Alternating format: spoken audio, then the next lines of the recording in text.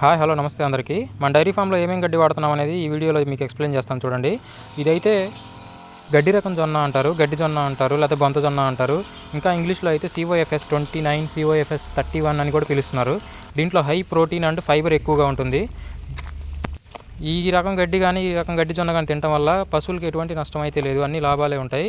అయితే వేరే రకాలు కొన్ని సూపర్ నేపియర్ అని, లేకపోతే ఇంగ్లీష్ గడ్డి అని, జున్ను గడ్డి అని పిలుస్తారు. అవి తినడం వల్ల పశువుల్లో కొన్ని అబ్నార్మాలిటీస్ కూడా మనం అబ్జర్వ్ చేయొచ్చు. కానీ ఈ గడ్డి రకం జొన్న అనేది దీనివల్ల అబ్నార్మాలిటీస్ ఏమి ఉండవు, అన్ని బెనిఫిట్సే ఉంటాయి. చాలా మంచిదన్నమాట ఈ జొన్న అయితే. మన ఫామ్లో అయితే మొత్తం 4 రకాల గడ్డి అయితే ఉందండి. నేను సీజనల్ వైజ్గా అదొక నెల అట్లా వేస్తూ ఉంటాను.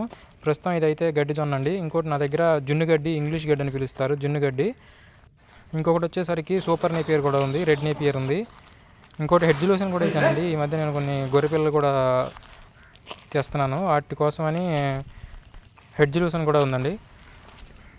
అలాగే నా దగ్గర ఫామ్లో మిషనరీ వాడతాను. అప్పుడప్పుడు మిషనరీ ఏమైనా హ్యాండ్ ఇస్తే ఆ మిషనరీ సరిగ్గా పని చేయకపోతే ఇలా చేత్తో కూడా పని చేస్తానండి.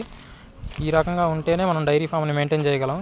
అలాగే మిషనరీ వాడటం కొంచెం భారం అనిపించినా, లేకపోతే అది వాడటం కొంచెం కష్టం అనిపించినా, అది వాడటం కొంచెం అన్కంఫర్టబుల్ అనిపించినా కానీ మనం ఇట్లా డైరెక్ట్గా వర్క్ చేసేటట్టుగా ఉండాలి. చూశారు కదా మన డైరీ ఫామ్లో ఏమేమి వర్క్ జరుగుతున్నాయో. ఈ పక్కన ఇక్కడ గడ్డికి వస్తూనే ఉంటాం, మళ్ళీ ఆ షెడ్లో క్లీనింగ్ అంతా చూసుకోవాలి, అట్లాగే వాటర్తో క్లీన్ చేయాలి, పాలు తీయాలి. సో ఎవరైనా సరే డైరీ ఫామ్ రన్ చేయాలన్నప్పుడు ఒక్క మనిషితో అయితే ఇది వల్ల అయ్యే పని కాదండి. మినిమం ఒకళ్ళు ఆరిద్దరు ముగ్గురు ఉండేటట్టుగా చూసుకోవాలి. అలా ఉంటేనే డైరీ ఫామ్ సింపుల్గా ఈజీగా అనిపించింది. ఒకళ్ళ మీద భారం పడి ఇట్లా రెగ్యులర్గా ఒకళ్ళే చేయాలంటే మాత్రం చాలా కష్టంతో కూడుకున్న పని ఇది. ఒక హాలిడే ఉండదు, ఒక సెలవు ఉండదు, వేరే ఊరికి వెళ్ళాలన్నా కుదరదు, ఏదైనా జ్వరం వచ్చినా కుదరదు, ఇంకా మధ్యలో వర్షాలు ఏమన్నా వచ్చినా కానీ తప్పకుండా చేయాల్సిందేనండి డైరీ ఫామ్ అనేది. సో ఇంకొకటి ఏంటంటే, ఇన్ని గడ్డి రకాలు ఉన్నాయి బ్రదర్, బాగానే ఉంది, ఏ గడ్డి అయితే బాగుంటుందని అడగచ్చు మీరు. చెప్పేదైతే ఇదేనండి, గడ్డి రకం జొన్న COFS 29, COFS 31 అని పిలుస్తారు. ఇవి కానీ ఒకసారి ఇత్తనాలు వేసుకుంటే మళ్ళీ 4-5 సంవత్సరాల దాకా మళ్ళీ వేసే పని ఉండదు. అలాగే ఇది గ్రోత్ స్పీడ్ కూడా చాలా స్పీడ్గా ఉంటుంది. అంటే ప్రతి 20 రోజులకి 30 రోజుల్లోనే మనం మళ్ళీ కోతని ఎక్స్పెక్ట్ చేయొచ్చు.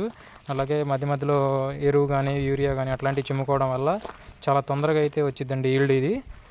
అండ్ అలాగే కోసేటప్పుడు కూడా చాలా తొందరగా ఎమ్మటే కోసేసుకోవచ్చు. ఇట్లా మొయ్యడం కూడా చాలా తేలిక.